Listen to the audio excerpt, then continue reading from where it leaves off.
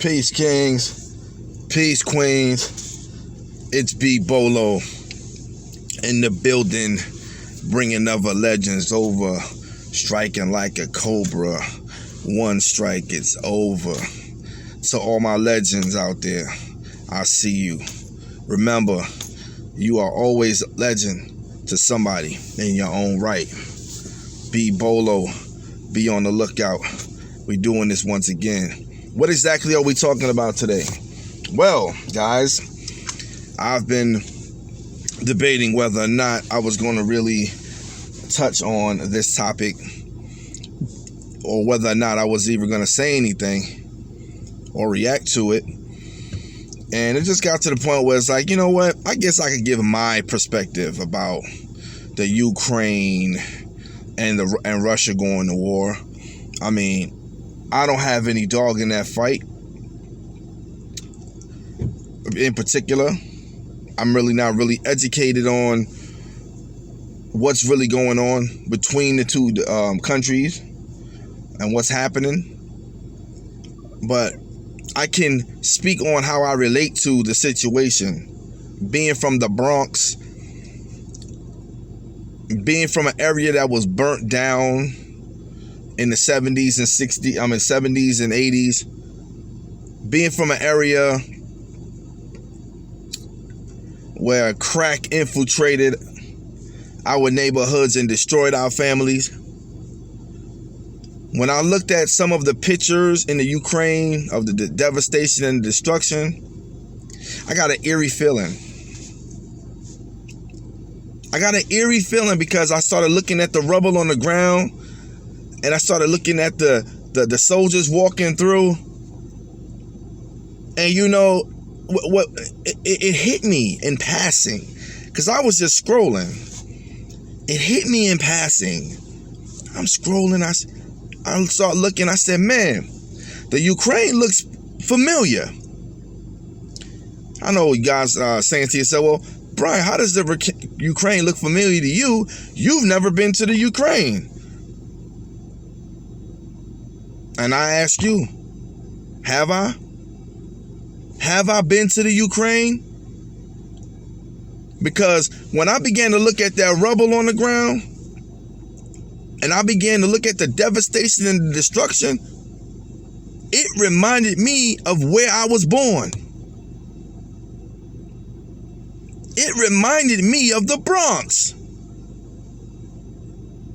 It literally reminded, when I seen all the buildings crumbling and all the rocks on the floor, I'm like, yo, dude, the abandoned buildings and everything burnt down and broke. I'm like, yo, this looks exactly like how I was raised. Now, I say that to say this. Are we being hypocritical in this country? Are we being hypocritical to the degree that when suffocation, war is within our own very midst, and the destruction of our people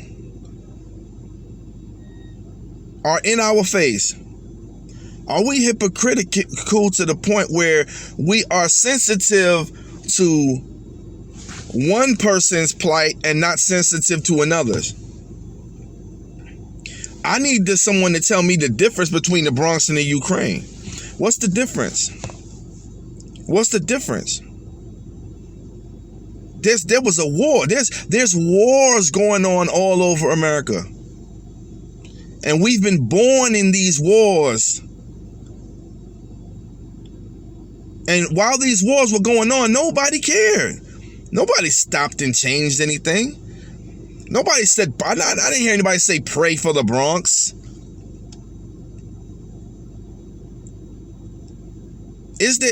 Can we be hypocritical when it comes to nationalities? Or is that even a factor? Is it capital? Do we look at one person and say, hey, these people have oil over here, so we have an interest over here, and you know, that's just the Bronx, so who cares? over there. We're not really making money from them right now, so who cares if they live or die? Fine. But just don't act like you are a humanitarian.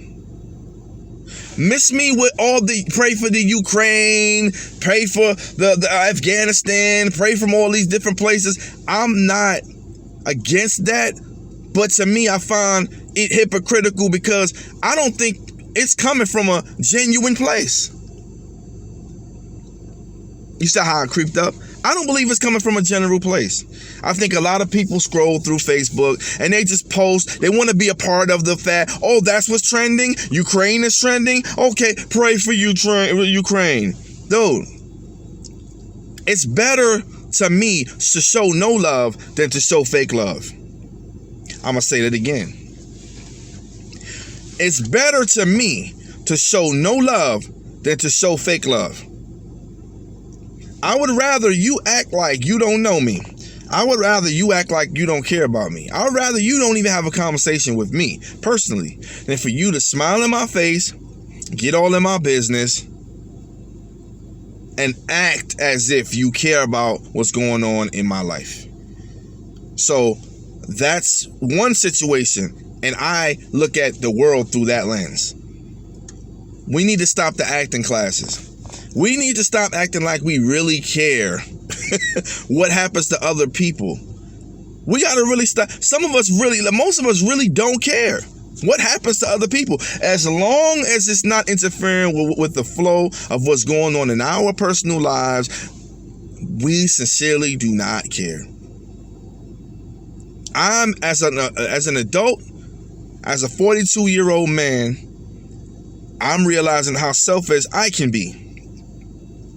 And I am growing in compassion for people who caught viruses and went through the COVID-19 situation. And I started growing in compassion when I got COVID. And I'm telling you right now, I'm not sitting in front of this camera telling you I'm the best human being in the world. I'm going to give it to you straight. I come from a place where people don't care. So for me to care is godly. It's supernatural. It's not of me. It's something that God has given me. It's something that He's changed inside of me. He's making me a better person. I don't come from that. I come from the shadow of death. You understand? Some of you don't even know what that is. I come from the shadow of death. Feelings will get you hurt. You understand? Raised in torment, trial, tribulation, literal fires of hell and jail. I've been to them both. So it's hard for an individual like me to find compassion in situations. But God loves people through me. And He's put a heart in me to have compassion and love for people. But what I will not do now is I will not fake love. I'm not going to get around you and fake as if I have compassion, fake as if, I have any connection with the Ukraine. I don't know anybody from the Ukraine. I don't know one person from the Ukraine. Now, do I care about people who dying, period? Yeah. People always die. We're going to die. I'm going to die. You're going to die. Our date is coming. So I'm not going to act as if I have a connection just because I want to trend. And that's not the only situation where people get on my nerves on how they hop on social media and try to pan themselves off as if they are such a compassionate and caring individual. You know you don't care. You don't care. And it's better that they would say nothing than for them to pray for Ukraine. These things, even when it comes to some of the so-called black people, the Hebrews, the chosen ones, the African Americans, they kill me with that. They kill me with how most of us love to inject ourselves into other people's pain as if we don't have any. And then we go back in our own neighborhoods and kill ourselves. There's no compassion in Chicago. There's no compassion in the rural ghettos all over America.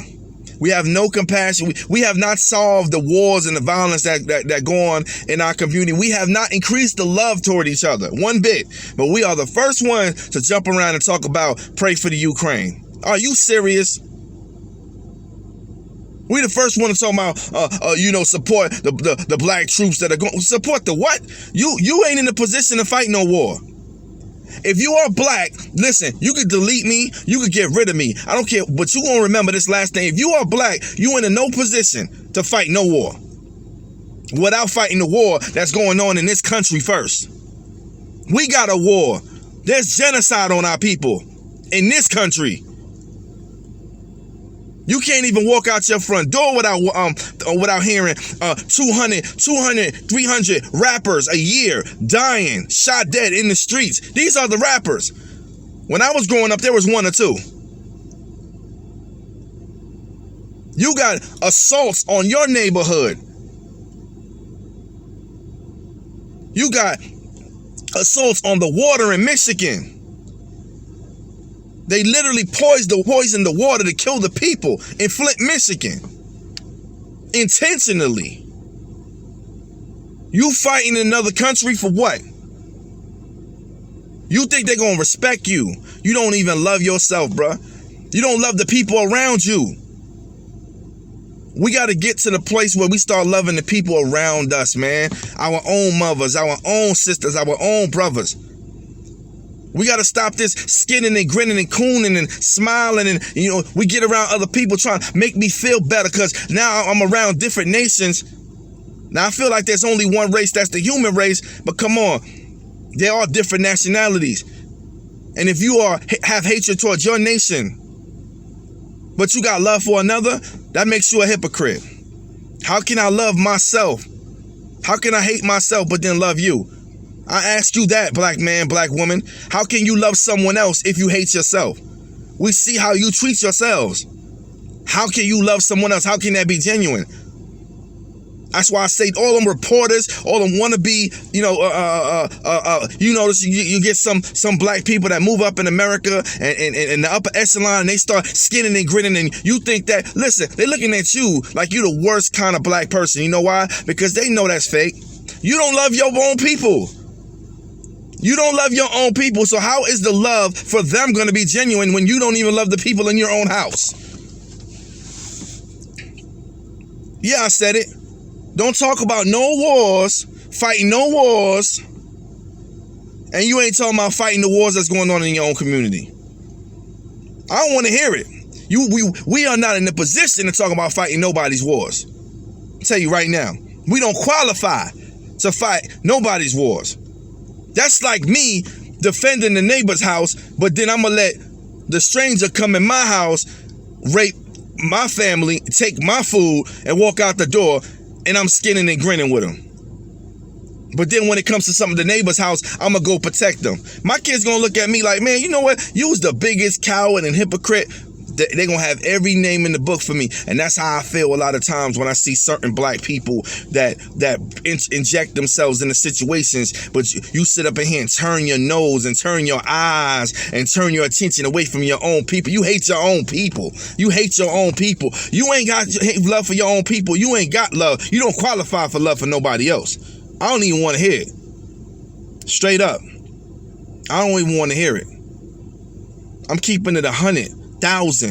Yes, my Super Saiyan powers is reaching 150,000 right now when it comes to the realness. Don't want to hear it. Not interested in it. Really not. And what I'm saying on here, I'll say to somebody's face. I'll say it to my kids if they wanted to go to war. Dude, I say it to anybody. What are we doing in America? How are we changing our situation in America? How are we bettering ourselves in America? What qualifies us to be fighting in any war? Tell me. Please tell me. As a people, tell me what qualifies us. Those people who are fighting those wars, they have one thing that we don't, and that's unity in their community. And if you don't have unity in your community, there's nothing to be said about fighting no wars for nobody else. I'm not trying to hear that. I'm not taking that in. I'm not meditating on that at all. People say, well, I don't see color. Then you just lying. Don't be a liar. We all see color. You see this color right here? Look. You see color, right? That's brown, right? You see this color? That's beige. Don't be an imbecile. Don't be an idiot. You see the color in that, right? You see that? Yellow. You see that? You see this? You see the color in that? Yeah, you see color. We all see color. All right? And unfortunately, in America, color has been a big problem. Unfortunately. But I'm really suspicious about people who say they don't see color. Very suspicious about you. Or the one that says, yeah, I got a black friend. Oh, don't do that. Don't do that. That means you got one black friend and don't do that. That's like me saying I got a white friend. I got a Caucasian friend. I don't have a Caucasian. I have Caucasian brothers and sisters, man. Like, I literally have, like, I can't even say have. I am in contact and constant communication. They are a part of my life. So I don't have to say I have a white friend. I don't have to do that. I don't have to say I have an Asian friend. I don't have to do that. Because people looking at this video know that we family everywhere we go. Now, just because I point out certain stereotypes and certain situations, just because you point out racism doesn't make you a racist. Just because you point at prejudice, prejudice acts does not make you prejudiced. And prejudice and racism is two different things. Prejudice means you prejudge somebody before you meet them. Racism is that you use the power and your political strength to attack and discriminate against people and cause them to lose their jobs and leave them in a state which is lower than you, all because of their race, color, or creed. One is about prejudging someone. The other one is actually applying laws and legislations. Prejudice plus power is racism. Prejudice is just I don't like you. Prejudice plus power is racism. I just simplified it for you. Again, prejudice is just I don't like you. I don't like you because you are this. I don't like you because you're that. Racism is I don't like you because you black. I don't like you because you white. And now I'm going to use the government and the power that I have to make sure that I put laws in place where it's going to make you totally almost near impossible for you to be anywhere I am. I'm going to make sure that your life, like I said, I'd rather be called a nigga than to be treated like one. And that's a lot of so-called N-words problems. They would rather not be called one, but they don't have a problem being treated like one. I don't care what somebody calls me. Just don't treat me like one. Don't treat me like one. Don't give me the lower paid jobs. Don't poison my food. You understand? Don't separate the restaurant and say we're gonna put them over here and put us over here. You know what I'm saying? Don't deny my access to making money and for bettering myself. I don't care what they call me. Just don't treat me like one. Yeah. So that's how I feel about the Ukraine. I know I got off into a little vent session. I was feeling good. I was feeling good about that. You understand? I was feeling good about that. You know what I mean? I'm about to go in here and hit this gym. Forearms looking like a turkey drum. Forearms looking like a turkey drum. Dead serious. A turkey drum. Listen, hit the likes button. Subscribe to the channel. I may not supply the thrills, but I will supply the real. This is the people's channel. I want this channel to build, and I thank you for all that have been supporting the channel and have actually. We like 30 subscribers. Before I only had like 12, and I started posting videos and getting more active. And you know what? To somebody they might say, "Man, that's nothing." I said, to me, that's a lot. That's a lot because I'm not in it for the fame. I'm not in it to make money. I'm in it to communicate with the people. I'm in it to better people's lives. I'm not in it for. You got people that got thousands of subscribers that don't care about you. I care about what I'm doing. Everything that comes out of my mouth, I mean it. That's why I'm just in the car. No theatrics, no nothing. Just simple, me and you. Turn it on and let's have a conversation. B.O.L.O, bringing other legends over. Be on the lookout. Peace kings, peace queens, my legends. We out.